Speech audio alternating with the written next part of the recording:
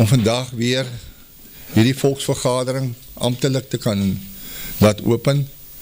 En ek gaan vir broer Michael Lombard vra om asseblief vir ons voor te gaan en Vader se seën en Vader se hand en bewaring vir ons te vra om ons in hierdie tyd ook naby te wees en dan alles wat ons in sy naam doen, daar wat 2 of 3 in sy naam by mekaar kom, het Flip ook gisteroggend vir ons gesê, daar sal hy wees. So kom ons wees vertroos in die hart en dankbaar dat ons hierdie geleenthede mag hê. Dankie Michael. Dankie Jurgens.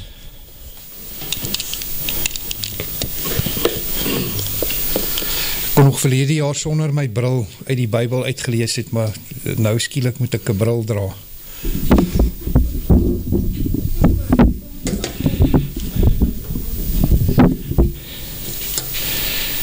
Ek wil net sê, dit is 'n ontsaglike voorreg om te kan open vandag, baie dankie, en ek glo dat ek 'n mooi boodskap sal bring en dat dit baie sal beteken vir julle almal.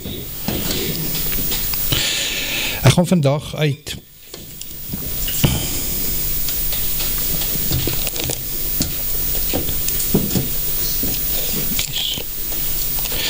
vandag uit Johannes 6 uitlees en dit is die vermeerdering van die brood en die visies waar Yeshua die wonderwerk verrig het.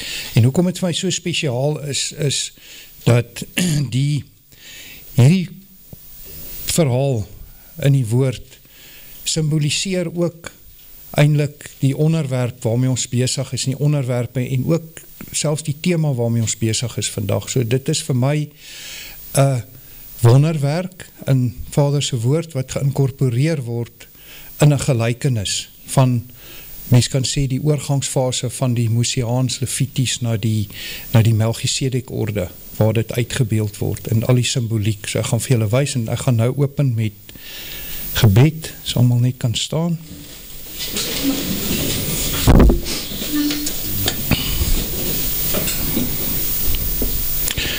Vader Yahweh, ons grote God,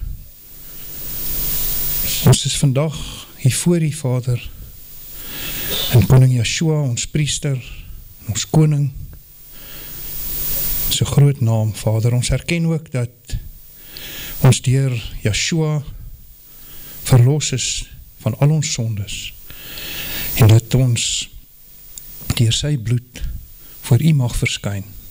Ons dank U daarvoor, Vader. O God, U hou U verbond en U goedertierendheid en U trou oor die wat U lief het en die gebooie onderhou. O Yahweh, vergeef ons asseblief, want ons het gesondig, ons hele volk het voor U gesondig, die nie U gebooie en U verordeninge te onderhou nie.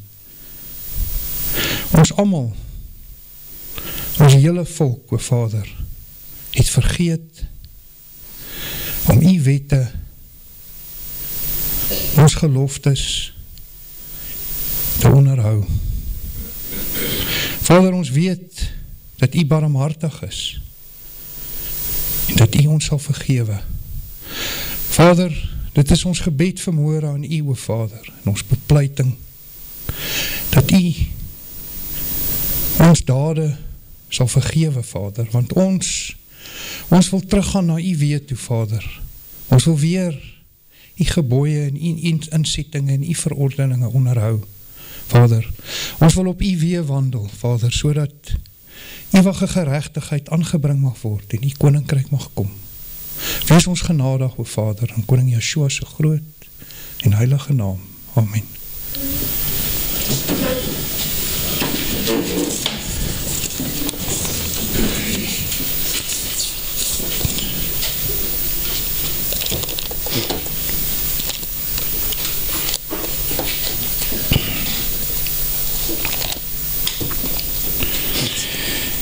Daarna het Yeshua na die oorkant van die see Galilea, dit is van Tiberias, gegaan, en 'n groot menigte het hom gevolg, omdat hulle sy tekens gesien het, wat hy aan die siekes doen.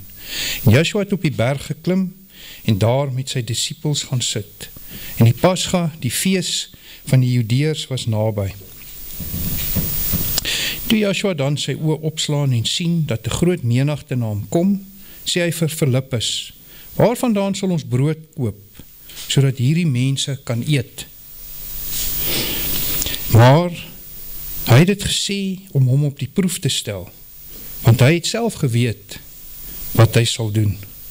Filippus antwoord hom, brood vir 200 pennings sal nie genoeg wees vir hulle nie, sodat elkeen van hulle 'n stukkie daarvan kan kry nie. Een van sy disippels, Andreas, Simon Petrus se broer, sê vir hom, hier is 'n seentjie wat 5 garsbrode en 2 vissies het, maar wat is dit vir so baie mense? En Joshua sê, laat die mense gaan sit, en daar was baie gras op die plek. Die manne het toe gaan sit, omtrent 5000 in getal. En Joshua die brood geneem, nadat hy gedank het, deel hy dit uit aan die disippels en die disippels aan die wat daar sit. En ook van die vissies, soveel as wat hulle wou hê. En nadat hulle versadig was, sê hy vir sy disippels, maak die brokstukke by mekaar wat oorgeskiet het, sodat niks verlore gaan nie. Hulle maak toe by mekaar en het 12 mandjies gevul met brokstukke van 5 garsbrode wat oorgeskiet het by die wat geëet het. Toe die mense dan die teken sien wat Joshua gedoen het, sê hulle, hy is waarlik die profeet wat in die wêreld sou kom. En toe Joshua merk dat hulle wou kom om hom met geweld te neem om hom koning te maak, het hy weer weggegaan na die berg, hy alleen. Nou,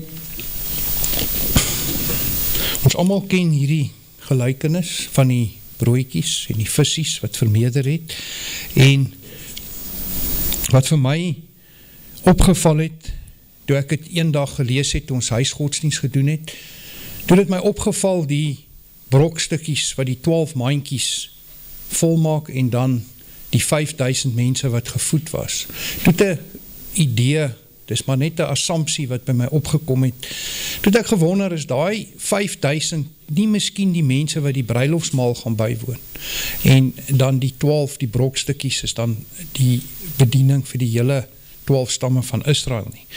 So dit het toe vir my bietjie gaan laat ondersoek doen in hierdie stukkie, en ek het baie oulike simboliek raak gelees, bietjie navorsing wat ek gedoen het, wat baie spesiaal is, en ek kan nou nie alles behandel nie, die tyd sal het nie toelaat nie, maar net om 'n paar interessante goed met julle te deel, en wanneer julle ooit weer daaraan dink, om maar net daarop te let, dat hoe spesiaal Vader se woord is, laat so 'n storie eintlik dimensies van simboliek en profetiese geskiedenis en toekomstige geskiedenis inhou.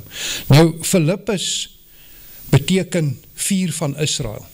En toe ek dit lees, toe val het my by dat die Israel het 4 hoofstamme, en Filippus se naam beteken 4 van Israel. So Joshua praat daar nie net met Filippus nie, hy praat met die hele Israel, wat natuurlik ongelowig is, en hy toets Filippus se ongeloof, so hy toets die ongeloof van Israel, en hy sê, maar waar gaan ons brood kry, om al hierdie mense, of kos kry, om al hierdie mense te voed, en onmiddellik, sê Filippus, maar al het ons 200 pennings, sal ons nie al hierdie mense kan voed nie, so onmiddellik gaan Israel, en hulle gaan kyk na 'n alternatief, hulle gryp na die wêreld, en hulle gaan kyk, waar sal ons, hoe kan ons andersins dit kry, maar Joshua weet dit, en hy toets hom, en ook, die getal 200, symbolies, dui daarop dat 200 is buitengewone groot genade, en dit is wat 200 symboliseer. Nou, die een discipel het na hom toe gekom en vir hom gesê, hier is 'n klein seentjie hierso, wat die broodjies en die vissies het. Nou, die seentjie se vertaling in die woord beteken 'n dienskneg. Dis ook 'n vertaling wat daarmee verband hou. En verder in daai vertaling, as mens gaan kyk na die seentjie, dan het hy ook 'n betekenis van iemand wat instaan om gemartel te word vir sy kneg. En dit is die symboliek daaraan. Hierdie seentjie kom, wat eintlik Yeshua is, wat sê, hier kom ek met die 2 vissies en die 5 broodjies, en wat symboliseer die 2 visse vir my? Hierdie 2 vissies symboliseer 2 tydperke, van 'n Levitiese ryk na die Melchisedek orde, wat oorgaan, die 2 testamente, en die 5 broodjies, 5 dui op genade, en die brood is, toe Israel uit Egypte uitgetrek het, toe het Vader vir hulle die manna gegee, uit die hemel uit, en nou het Yeshua self gekom, en hy is die brood, en Yeshua neem daai brood, en toe hy dank, voordat hy nog dank, toe sê hy, gaan sit daar op die gras, en daar is baie gras, en die mense daar gaan sit, en die gras, laat my dink in Psalm 23, wat sê, Yeshua is my herder, niks sal my ontbreek nie, hy lei my na groen weivelde, en hy laat sy kinders daar sit, sy volk, vir wie hy gekom het, en hy dank, en hy gee die brood, en met daai, nadat hy gedank het, en hy deel hierdie brood uit, symboliseer dit sy eie liggaam, waar hy daar vir die mense sê, hier bied ek my aan, as 'n lossing vir julle almal. Nou, die 12 maandjies, wat nou die brokstukkies van die brood, as jy dit gaan lees, die oorskietkos wat oorgebleid is net die brood wat oorgebleid is, nie die vissies wat hulle na verwys, hulle sê net die broodjies het oorgebleid, hulle moes dit toe in 12 maandjies sit, en die symboliek hieraan is, dat hierdie 5000 mense wat gevoed was, en Yeshua se brood, en die 5 brood en die 2 vissies, is daar om die verlossing van die hele Israel teweeg te bring, en nie net vir 'n paar, of vir die mense wat op hierdie stadium gelowig is nie, en juist deur hulle ongeloof. Dit is vir my die symboliek, en dit pas vir my baie mooi in, by ons tema en ons onderwerpe wat ons het. Baie dankie.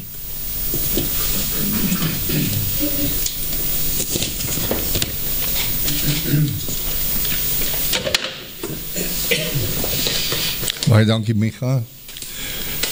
Dit is my baie opvallend ook, dat Michael nou hierdie gelykenis vertel, en dan wonder mens waarom daar altyd gelykenisse is, of wonderwerke, en dan nie almal, dis nie vir almal beskoor om te weet nie. Vader sê self vir ons, dat ek praat in gelykenisse, sodat die wat hoor nie altyd sal hoor nie, en die wat dit nie sal verstaan ook nie.